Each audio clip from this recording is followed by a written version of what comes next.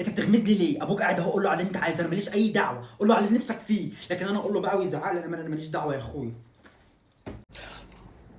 لا انا مش عايز حاجه، مفيش اي حاجه خالص، مش عايز اي حاجه، انا قاعد اهو، انا مفيش حاجه. لا غمزني، غمزني. لا انا ما بغمزش، مش بغمز، انا مفيش اي حاجه، انا بس عينيا اليمين وجعاني شويه، دخل فيها تراب تقريبا. مش بغمز ولا اي حاجه يا امي، مش بغمز ولا اي حاجه يا امي.